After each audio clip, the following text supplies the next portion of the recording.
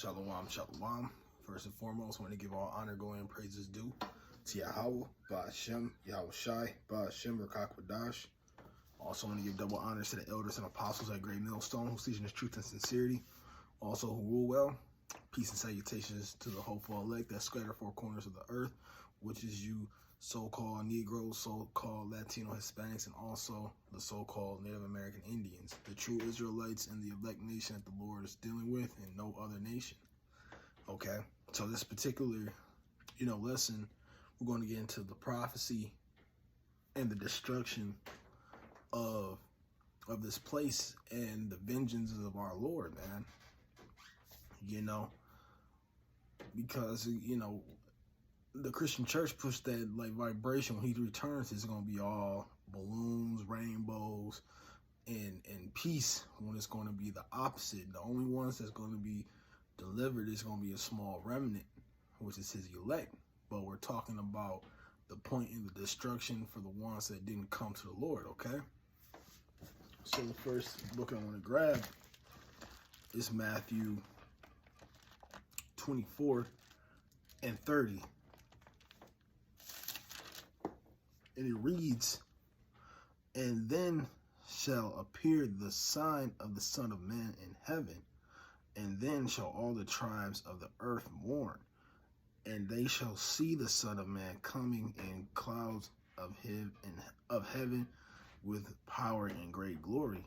Okay, let's break that down. It says, and then shall appear the sign of the Son of Man in heaven, and then shall all the tribes of the earth mourn. Who's that Son of Man? That's y'all talking about Yahweh Shai. All right. And it says, and shall all the tribes of the earth mourn. And because it's going to be a lot of death. It's going to be a lot of killing. And that's including our people too.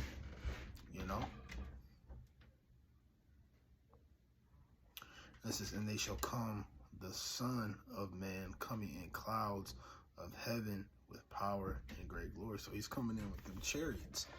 All right.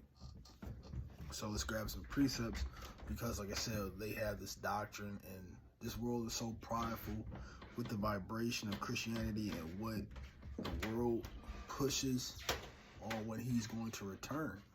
But they don't even see the signs of when he will. And they don't know that he is mad right now. All right, so I just want to grab another precepts real quick, just showing when he returns, because we know when he was on the scene, he wasn't causing mischief. He wasn't fighting the Romans and the Greeks and stuff. He was humble. He didn't even want to be made of a reputation. Okay, so it's the book of Romans, chapter 12, and we'll start at 19. It says, "Dearly beloved, avenge not yourself, but rather give place unto wrath. For it is written, vengeance is mine. I will repay, saith the Lord." So the vengeance is the Lord's. And when he returns, it's going to be vengeance for what the heathens did, and our people for what they did to him when he got crucified. All right. So I'm going to grab another precept. Isaiah 66. And I'll start at the 15th verse. And it reads, "For behold, the Lord will come with fire, and with his chariots like a whirlwind, to render his anger with fury and his rebuke with flames of fire." So don't that also sounds familiar when you read the Matthew 24 and 30, when he says he's coming in great glory? He says he's coming with his chariots. All right, which is those so-called UFOs that you people in the world, mistaken for chariots. And it says 16, "For by fire and by his sword will the Lord plead with all flesh, and the slain of the Lord shall be many." All right. So it says, "For by fire and by his sword. That sword, we know, is a weapon and a killing instrument. And it says, it says, will the Lord plead with all flesh, and the slain of the Lord shall be many. So like I said, it's going to say, it's like, let's go back to it. It says the tribe shall mourn.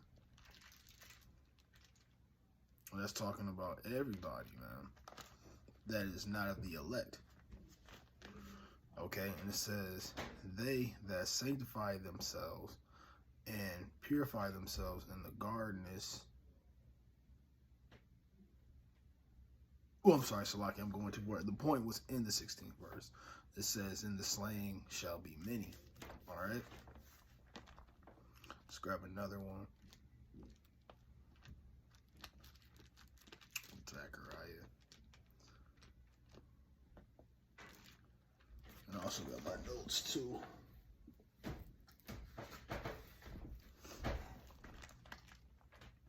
know it's the 12th verse, but I'm gonna actually go.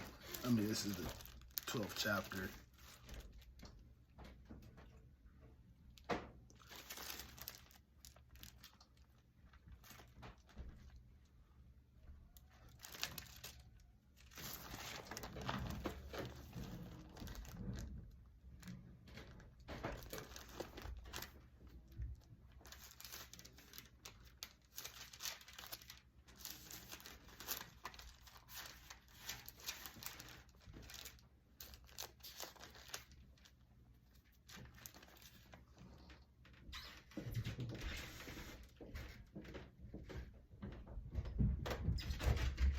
All right, so this is Zechariah chapter 12 and verse 9, and it says, and it shall come to pass in that day that I will seek to destroy all the nations that came against Jerusalem.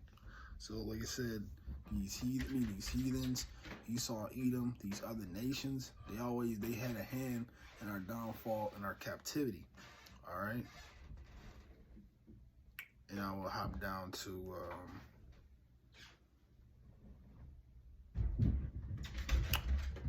let me see.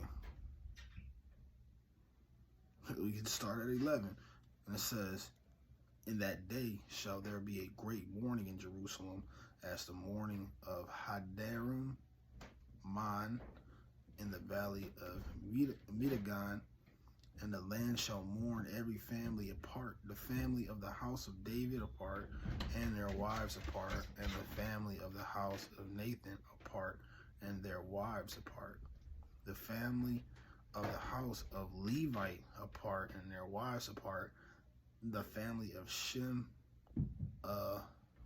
apart, and their wives apart, all families that remain, every family apart, and their wives apart. So like I said, when we're getting into, you know, the families, and also there's also talking about these other nations that came up against Jerusalem, and the ones that, you know, like I said, you see some that's of Israel, like the Levite, you know, that's showing that's going to be a lot of bloodshed.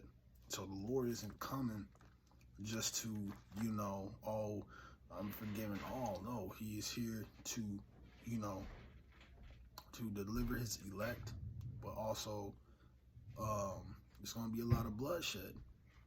All right. So like I said, we know that time is nigh by the prophecies that's going on in this world. All right. But Lord willing, I hope this video was edifying. I want to give all honor, glory, and praises due to Yahweh, Ba'ashem, Yahweh Shai, Ba'ashem, Rakak Wadash. And again, double honors to the elders and apostles of Great Millstone, teaching the truth in sincerity. Also who rule well. Peace and salutations to the hopeful elect that scatter four corners of the earth. I'm going to close out, say shalom, and on to the next video.